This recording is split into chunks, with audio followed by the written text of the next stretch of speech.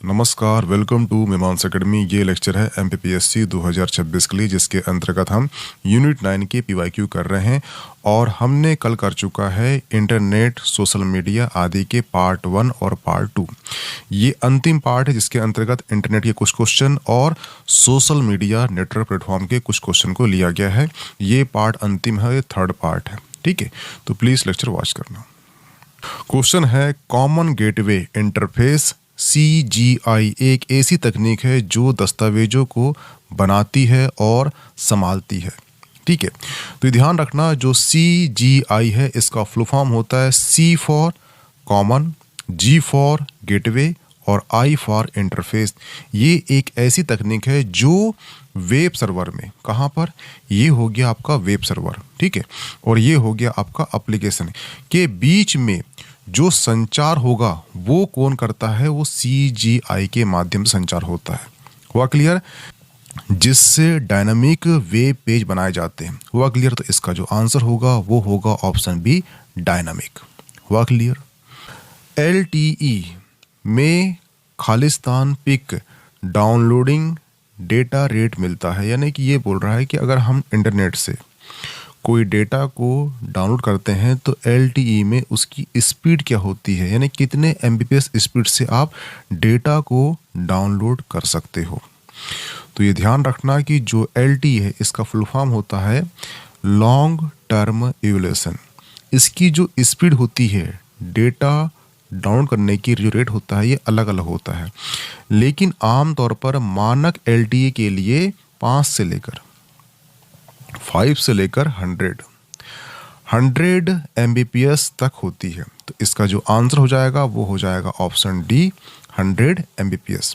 ठीक है, लेकिन ध्यान रखना कि जो सामान्य स्थितियां होती है उसमें इसकी जो स्पीड होती है वो 300 MBPS तक पहुंच सकती है। अगर हम एडवांस की बात करें तो 1 GB तक पहुंच जाती है, लेकिन हम यहाँ पे बात कर रहे हैं किसकी, मानक की। तो उसका आंसर क्या हो जाएगा, 100 MBPS। हुआ क्लियर? डिजिटल मुद्रा का सबसे लोकप्रिय अनुप्रयोग है, तो इसका जो आंसर है वो है ऑप्शन डी, ब्लॉकचेन। ये ध्यान रखना कि ब्लॉकचेन एक विकेंद्रीकृत, डिसेंट्रलाइज्ड और अपरिवर्तनीय, यानी कि इम्यूटेबल डिजिटल खाता है जो डेटा को ब्लॉक में रिकॉर्ड करता है और इन ब्लॉक को क्रिप्टोग्राफी द्वारा एक सुरक्षित श्रृंखला यानी कि चेन में ऐड किया जाता है, जिससे लेन देन में पारदर्शिता और सुरक्षा होती है।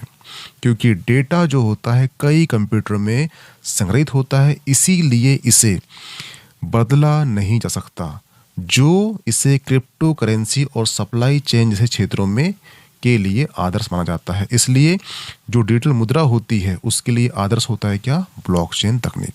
हुआ क्लियर? इसका आंसर क्या होगा, ऑप्शन डी होगा, ब्लॉकचेन तकनीक। और कभी आपसे पूछ ले क्रिप्टो करेंसी सबसे पहले किसने बनाया था, तो सबसे पहले जो क्रिप्टो करेंसी थी उसका नाम था बिटकॉइन। बिटकॉइन, ठीक है, और इसे जो है 2009 में बनाया गया था। किसने बनाया था, वो बनाया था सातोशी नाकामोटो ने। सातोशी नाकामोटो ने बनाया था। ठीक है, तो आपको ये नाम ये याद होना चाहिए। और बिटकॉइन, क्रिप्टो करेंसी मतलब यानी कि छिपी हुई मुद्रा होता है इसका आंसर। ठीक है, क्रिप्टो करेंसी का मतलब होता है छिपी हुई मुद्रा। क्रिप्टो का मतलब होता है छिपा हुआ, करेंसी मतलब होता है मुद्रा। तो छिपी हुई मुद्रा होती है, तो छिपी हुई मुद्रा यानी क्रिप्टो करेंसी बहुत सारी है, लेकिन उसमें से जो बिटकॉइन है ये पहली क्रिप्टो करेंसी है जिसका निर्माण 2009 में किसने किया था, सातोशी नाकामोटो ने किया था। ये भी फैक्ट आपको याद होना चाहिए। हुआ क्लियर? ध्यान रखना, क्योंकि यहाँ पे ब्लॉकचेन पूछ चुका है तो अब ये पूछ सकता है, ये पूछ सकता है, ये पूछ सकता है। हुआ क्लियर? जब भी ध्यान रखना नेक्स्ट लेवल ही पूछता है जो पूछ चुका है उसका। ठीक है, निम्नलिखित में से कौन सा इंटरनेट कनेक्शन प्रकार नहीं है, यानी यहां बोल रहा है कि कौन सा इंटरनेट का प्रकार नहीं है कनेक्शन का। तो ध्यान रखना जो रेडियो है ये इंटरनेट कनेक्शन का प्रकार नहीं है। रेडियो जो है इंटरनेट कनेक्शन का प्रत्यक्ष प्रकार नहीं है, बल्कि यह संचार का एक माध्यम है। जिसका उपयोग वाईफाई या अन्य वायरलेस नेटवर्क के माध्यम से होता है। जैसे आपने देखा होगा कि जापान में जब 2009 या 8 में आपने ध्यान रखा जो सुनामी आई थी, तो सुनामी में सभी जो मोबाइल टावर थे ये कोई काम नहीं कर रहे थे, लेकिन सैटेलाइट के माध्यम से, रेडियो से, सिग्नल के माध्यम से वहाँ की जानकारी ली जा रही थी। तो जो रेडियो होता है एक्चुअली इंटरनेट कनेक्शन के माध्यम से नहीं चलते। तो इसका आंसर क्या हो जाएगा? ऑप्शन सी हो जाएगा। ठीक है। अगर हम बात करें कि इसकी डायल ऐप सर्विस की, तो ये टेलीफोन लाइन के माध्यम से इंटरनेट कनेक्शन प्रदान करता है। वाईफाई की बात करें तो ये वायरलेस इंटरनेट कनेक्शन तकनीक है जो रेडियो तरंगों का उपयोग करता है। ब्रॉडबैंड क्या है? तो ये हाई स्पीड इंटरनेट कनेक्शन का एक प्रकार है जिसमें DSL केबल फाइबर द्वारा जो नेट है, जो डेटा है, वो हमको ट्रांसफर होता है। हुआ क्लियर? इसका आंसर क्या होगा? ऑप्शन डी होगा, रेडियो। निम्नलिखित में से कौन सा इंटरनेट कनेक्शन का प्रकार है जो टेलीफोन लाइनों का प्रयोग करता है? तो ये प्रयोग करता है DSL, यानी ऑप्शन ए सही हो जाएगा। जस्ट के पहले पढ़ चुके हैं हमने। DLS का मतलब होता है डिजिटल सब्सक्राइबर लाइन। यह टेलीफोन लाइन के माध्यम से इंटरनेट कनेक्शन प्रदान करता है जिससे व्यापक उपलब्धता संभव होती है, खासकर उन क्षेत्रों में जहां अभी तक नई इंटरनेट तकनीक उपलब्ध नहीं है वहां पर। तो इसका आंसर क्या होगा? ऑप्शन डी होगा, DLS। हुआ clear? Unstructured supplement service data यानी कि USSD पर आधारित मोबाइल बैंकिंग करने के लिए निम्नलिखित में से न्यूनतम किसकी आवश्यकता होती है? ठीक है, तो उसकी आवश्यकता होती है ऑप्शन ए की इंटरनेट डेटा सुविधा के बिना एक बुनियादी सुविधा वाला मोबाइल फोन। अब ये ध्यान रखना कि USSD जो सर्विस है ये एक शॉर्ट कोड आधारित सेवा है। शॉर्ट कोड आधारित सेवा है जो mobile banking, balance check, fund transfer जैसे सर्विस के लिए इंटरनेट के बिना काम करती है। यह सभी प्रकार के जो मोबाइल फ़ोन होते हैं, बेसिक फ़ोन भी होते हैं, उसमें भी ये उपलब्ध होता है। तो इसका आंसर क्या हो जाएगा? ऑप्शन ए हो जाएगा। हुआ क्लियर है? ध्यान रखना। ठीक है, इसकी मुख्य विशेषता क्या है? तो ध्यान रखना कि जो स्टार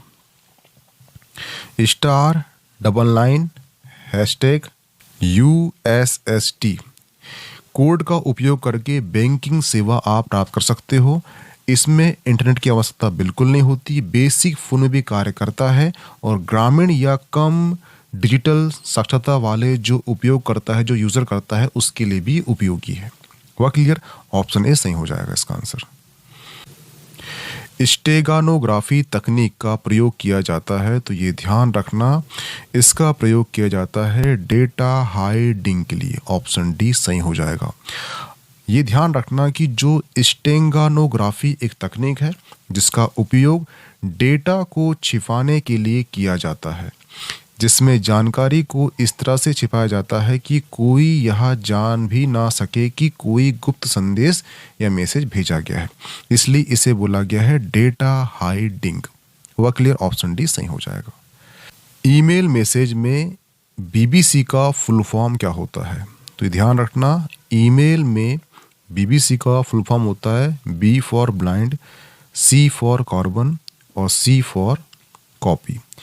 इसका फुल फॉर्म होता है। इसका उपयोग तब करते हैं जब आप किसी को ईमेल की प्रति भेजना चाहते हैं, लेकिन अन्य जो प्राप्त करता है को यह पता नहीं होना चाहिए कि वह व्यक्ति भी ईमेल प्राप्त कर रहा है, तब इसका यूज करते हैं। तो इसका जो आंसर होगा वो होगा option B, blind carbon copy. हुआ क्लियर? एलन मस्क के सैटेलाइट का नाम क्या है? तो जो एलन मस्क है उसके सैटेलाइट का नाम है स्टारलिंक। ऑप्शन सी सही हो जाएगा। स्टारलिंक जो है एलन मस्क की कंपनी स्पेस एक्स द्वारा विकसित एक सैटेलाइट इंटरनेट सेवा है जो लो अर्थ ऑर्बिट में हजारों छोटे सैटेलाइट की मदद से काम करता है। और ये ध्यान रखना कि यहाँ पे एक और ऑप्शन दिया है, वो दिया है ब्लू ओरिजिन। जो ब्लू ओरिजिन है ये एक्चुअली जेफ बेजोस की कंपनी है जो अंतरिक्ष यात्रा और रॉकेट निर्माण काम करती है। तो ये दोनों आपको याद होना चाहिए। हुआ clear? Internet of things IoT के जनक के रूप में किसे जाना जाता है? तो ये ध्यान रखना, इसके जनक कौन है? इसके जनक है केविन एस्टन। ऑप्शन बी सही हो जाएगा। और इन्होंने इस शब्द का पहली बार प्रयोग किया था कब? 1999 को किया था। हुआ क्लियर? इसीलिए केविन एस्टन को इंटरनेट ऑफ थिंग्स के जनक के रूप में जाना जाता है। अब सवाल उठता है कि जो IoT यानी कि इंटरनेट ऑफ थिंग्स है क्या? तो ये एक्चुअली करता क्या है, जो आपकी स्मार्ट वॉच होती है, ठीक है, आपकी स्मार्ट वॉच जो है आपके स्वास्थ्य के डेटा को ट्रैक करता है, वही जो है इंटरनेट ऑफ थिंग्स है। ये करता क्या है, जैसे कि जितनी भौतिक वस्तु हो गई, जैसे कि घर हो गया, उपकरण हो गया, वाहन हो गया, का सेंसर का एक नेटवर्क होता है जिसमें सेंसर और सॉफ्टवेयर लगे होते हैं, जिससे वे इंटरनेट से ऐड होकर डेटा को इकट्ठा करता है और साझा करता है, जिससे वे स्मार्ट और इंटरेक्टिव बन सके। ठीक है, जैसे smart home device, variable gadget और औद्योगिक मशीनी। जैसे कि आपने देखा होगा जो सेंसर जो यूज़ हो रहा है वो एक्चुअली इंटरनेट ऑफ थिंग्स का उपयोग करके ही हो रहा है। जैसे आपका स्मार्ट वॉच आपने पहने, तो आपकी स्मार्ट वॉच जो है आपकी जो नसों में जो खून दौड़ रहा है उसको, नब्स को पकड़ लेता है और आपका स्वास्थ्य कैसा है वो बताता है। तो ये है इंटरनेट ऑफ थिंग्स। हुआ क्लियर? इसके जनक कौन है? तो वो है केविन एस्टन। 1999 इस शब्द की इन्होंने उत्पत्ति की थी। हुआ क्लियर? तो ये ध्यान रखना।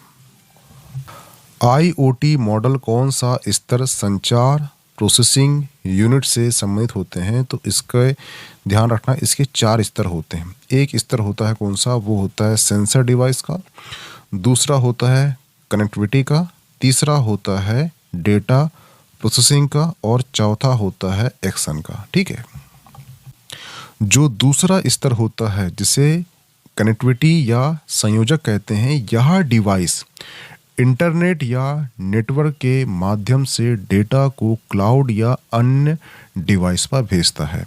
तो इसमें क्या होता है? संचार और प्रोसेसिंग दोनों होता है। तो इसका जो आंसर हो जाएगा वो हो जाएगा ऑप्शन ए। ऑप्शन ए स्तर 2 संयोजक यानी कि कनेक्टिविटी। हुआ क्लियर? यह वरीयताओं को एकत्रित करके उपयोगकर्ता के हितों के बारे में स्वचालित पूर्व अनुमान बनाने की एक विधि है। ये आप देखो सभी लोग यूज़ करते हैं। ठीक है, कैसे बताता हूँ मैं आपको। ये ध्यान रखना कि ये एक तकनीक है जो उपयोगकर्ता के पिछले व्यवहार या पसंद को आधार बनाकर नई सिफारिश वो पेश करता है। जैसे कि आपने यूज़ किया होगा अमेज़न, फ्लिपकार्ट, मिंत्रा। ठीक है, वहाँ पे जो आपने पहले सर्च किया है, ठीक है, तो जो उसका AI है वो आपका टेस्ट जानता है और आपने दोबारा से उसे ओपन किया, ठीक है, और आप सर्च करने गए तो आपको सबसे पहले वही चीज़ दिखाएगा जो आपके पसंद की चीज़ थी पिछले सर्चिंग की के अकॉर्डिंग। ठीक है, तो ये क्या है? एक संयोगात्मक फिल्टरिंग है, यानी कि उसने पहले ही फिल्टर कर दिया कि आपको ये चीज़ पसंद है, पिछली बार आपने ये पसंद किया था, तो उसके अकॉर्डिंग उसने फिल्टर कर दी कि और नई चीज़ जो आई है वो उससे इसका संबंध है, तो आप ये चीज़ ले लीजिए। यानी कि ये क्या है? संयोगात्मक फिल्टरिंग है। इसने वरीयता क्या बोला यहाँ पर? वरीयताओं को एकत्रित करके उपयोगकर्ता यानी कि यूज़र के हितों के बारे में स्वचालित पूर्व अनुमान बनाने की एक विधि है। तो इसका आंसर क्या होगा? वो होगा ऑप्शन डी। हुआ क्लियर? ये ध्यान रखना। सोशल मीडिया अनुकूल क्या है? तो ध्यान रखना, सोशल मीडिया अनुकूल, इसका शॉर्ट फॉर्म होता है SMO, यानी कि सोशल मीडिया ऑप्टिमाइजेशन। यह वह प्रक्रिया है जिसमें कंटेंट को इस तरह डिज़ाइन किया जाता है कि वह सोशल मीडिया प्लेटफॉर्म पर आसानी से साझा और इंडेक्स किया जा सके। ठीक है, और इसका उद्देश्य क्या होता है? अधिक से अधिक विजिबिलिटी, यानी कि लोग इसे देख सके। तो इसका आंसर क्या होगा? वो होगा ऑप्शन सी, छोटा कंटेंट जिससे आसानी से अनुकृत किया जा सके। ऑप्शन सी सही हो जाएगा। ट्विटर के संस्थापक कौन है? तो इसका आंसर आप सभी जानते हैं, जैक डोर्सी इसके आंसर है। ठीक है, उस समय ये क्वेश्चन आपके 2024 के प्री में आ चुका है। जहां तक उसके आसपास ही जो एलन मस्क है उन्होंने ट्विटर को खरीद लिया था और ट्विटर वर्तमान में इसका नाम हो चुका है एक्स। हुआ क्लियर? तो ये क्वेश्चन करंट का था, परंतु ध्यान रखना कि जो ट्विटर संस्थापक कौन है तो वो है जैक डोर्सी। ठीक है, उन पेशेवर व्यवसायिक लोगों के लिए एक सोशल नेटवर्क की साइट है जो अन्य पेशेवर से जुड़ना चाहते हैं। ठीक है, तो वो क्या है? वो है लिंक्डइन। अगर आप प्राइवेट कंपनी में जॉब करते हो, ठीक है, तो प्राइवेट कंपनी में जॉब करने से पहले आप जो लिंक्डइन होता है, ठीक है, वहाँ पे अपनी आईडी बनाते हो और वहाँ पे क्या होता है, आपने जो जो करा है, ठीक है, आपने जो भी अपने जीवन में अचीव किया है, ठीक है, जॉब पर्पस से, वो सभी को वहाँ पे ऐड करते रहते हो। तो जैसे मान लो आपका कहीं पर एंट्री होने वाला है, तो जो एंट्री वाला होगा बंदा वो आपका लिंक्डइन में आपकी आईडी चेक करेगा। इसलिए यहां बोला गया है कि पेशेवर व्यवसायी लोगों के लिए एक सोशल नेटवर्क साइट है, अन्य पेशेवर जुड़ना चाहते हैं जो। हुआ क्लियर? इसलिए इसका आंसर क्या होगा? लिंक्डइन होगा। ठीक है, सोशल मीडिया प्लेटफॉर्म फेसबुक की स्थापना किसने किया था? तो ये सभी जानते हैं, ये किया था मार्क जुकरबर्ग ने किया था। ठीक है, और ध्यान रखना ये क्वेश्चन आपके मध्य प्रदेश पीएससी में पूछ चुका है। यहाँ से एक क्वेश्चन उठ सकता है साइंस का। कैसे? ये पूछ लेगा आपसे कि जो फेसबुक है उसका जो फेसबुक का जो कलर है वो ब्लू क्यों है?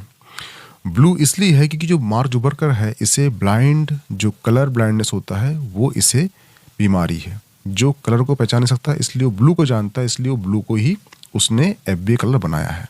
हुआ क्लियर? ध्यान रखना। यूपीआई P2P में एक तिथि पर ट्रांजैक्शन की सीमा होती है। तो पहले जान लीजिए कि यूपीआई क्या होता है। इसका मतलब होता है यूनिफाइड पेमेंट इंटरफेस। P2P का मतलब क्या होता है? P फॉर पर, टू पर, ट्रांजैक्शन इसका मतलब होता है, यानी कि P2 पर ट्रांजैक्शन का मतलब होता है कि एक व्यक्ति से दूसरे व्यक्ति को पैसे भेजना। और वो बोल रहा है कि एक तिथि, यानी कि एक दिन में आप अधिकतम कितना पैसा सेंड कर सकते हो, तो वो है आपका 1 लाख रुपए। ऑप्शन क्या हो जाएगा इसका? सी हो जाएगा सही। आप किसी व्यक्ति को 1 लाख रुपए ही सेंड कर सकते हो एक दिन के अंदर। हुआ क्लियर? ठीक है, लेकिन ये भी ध्यान रखना कि कुछ विशेष मामले होते हैं, ठीक है, जैसे कि आईपीओ, इंश्योरेंस प्रीमियम भुगतान आदि के लिए इसकी सीमा जो है 5 लाख तक हो सकती है। ठीक है, लेकिन सामान्यतः इसकी सीमा कितनी है P2P की? वो है 1 लाख। हुआ क्लियर? इसका आंसर क्या हो जाएगा? ऑप्शन सी हो जाएगा। क्रेडिट और डेबिट कार्ड को निम्नलिखित में से यह भी कहा जाता है। तो ध्यान रखना, क्रेडिट या डेबिट कार्ड को कहा जाता है प्लास्टिक मनी। ठीक है, प्लास्टिक मनी कहा जाता है क्योंकि ये प्लास्टिक से बने होते हैं और नगद के विकल्प के रूप में उपयोग किए जाते हैं। ये बैंकिंग सिस्टम के माध्यम से डिजिटल रूप से लेन देन करने की सुविधा प्रदान करते हैं, इसलिए इन्हें प्लास्टिक मनी कहते हैं। एक ऑप्शन दिया गया है यहाँ पर। अगर हम बात करें डिजिटल मनी की, तो ये क्या होता है? यह इलेक्ट्रॉनिक रूप से मौजूद मुद्रा है जो UPI, e wallet, online banking के माध्यम से ट्रांसफर किए जाते हैं। ठीक है, प्लास्टिक करेंसी नोट, ये क्या होता है? तो कुछ देशों में प्लास्टिक से बने असली करेंसी नोट होते हैं, उसे कहते हैं प्लास्टिक करेंसी नोट। एक होता है डिजिटल करेंसी नोट, यानी कि यह एक काल्पनिक विकल्प है जो किसी अनाधिकृत ट्रम का हिस्सा नहीं होते। ठीक है, इस प्रकार से इसका आंसर क्या होगा? ऑप्शन बी हो जाएगा। खालिस्तान एक बहुत बड़ी समस्या है जब कोई ग्राहक ऑनलाइन खरीदी करता है तब। इसका आंसर आपका बी और डी दोनों होगा। एक तो लेन देन की सुरक्षा, ठीक है, दूसरा खरीदी जा रही उत्पाद जो है उसकी गुणवत्ता। ये कैसी? ये दोनों की समस्या होती है, तो आप सिंपल सा आप टिक कर लेते, बड़ा इशू नहीं इसमें। इंटरनेट ट्रेड के लिए खालिस्तान एक पॉपुलर मार्केटिंग स्ट्रेटजी नहीं है। क्या बोला? नहीं है। तो कौन सी स्ट्रेटजी नहीं है? वो है ऑप्शन बी, नेगोशिएशन। ठीक है, तो ध्यान रखना, जो नेगोशिएशन होता है ना कि मोल भाव या बातचीत आमतौर पर एक पॉपुलर मार्केटिंग स्ट्रेटजी नहीं है, क्योंकि ऑनलाइन शॉपिंग में मूल्य आमतौर पर फिक्स होते हैं। आप देखा होगा कि आपने वहाँ पे देखा है कि मूल्य इतने का है तो आपको उतने का ही लेना पड़ेगा। नियोगेशन यानी वहाँ पे आप मोल भाव नहीं कर सकते, तो ये जो है पॉपुलर नहीं है, ऑप्शन बी सही हो जाएगा। ठीक है, अगर हम बात करें किसकी, प्रमोशन की। ठीक है, प्रमोशन क्या होता है, उत्पाद की जानकारी का आकर्षण का एक विज्ञापन। ठीक है, प्राइस क्या होता है, वो मूल्य कितने में बेचा जा रहा है। ठीक है, और प्रोडक्ट यानी कि उत्पाद क्या बेचा जा रहा है। ठीक है, इस प्रकार से तो जो ऑनलाइन शॉपिंग होती है वहाँ पे आप नेविगेशन यानी मोल भाव नहीं कर सकते, तो इसलिए बोला है कि क्या पॉपुलर मार्केटिंग स्ट्रेटजी नहीं है ऑनलाइन में यानी इंटरनेट में। हुआ क्लियर, ऑप्शन बी सही हो जाएगा इसका। ठीक है, क्लाउड पर्यावरण में रैपिड इलास्टिसिटी प्राप्त करने के लिए मुख्य रूप से किस तकनीक का उपयोग होता है, तो इसका आंसर है ऑप्शन बी, ऑटोमेशन और आर्किटेक्चर। जो ऑटोमेशन आर्किटेक्चर है, ये एक ऐसी टेक्नोलॉजी है जिसके माध्यम से संसाधन को स्वचालित रूप से जरूरत के अकॉर्डिंग बढ़ाया या घटाया जा सकता है। इसलिए इसका आंसर क्या होगा, ऑप्शन बी होगा। हुआ क्लियर, तो यहाँ पे जो है आपके संपूर्ण यूनिट 9 के PYQ समाप्त होते हैं, जो 2012 से लेकर 2025 तक आपके आ चुके हैं। ठीक है, ये आपकी यूनिट 9 यहाँ पे पूरी कंप्लीट होती है। इसकी PDF मिल जाएगी आपको मीमांसा एकेडमी के टेलीग्राम ग्रुप में, तो प्लीज ज्वाइन कर लीजिए। ओके, थैंक्स, मिलते हैं नेक्स्ट टॉपिक में।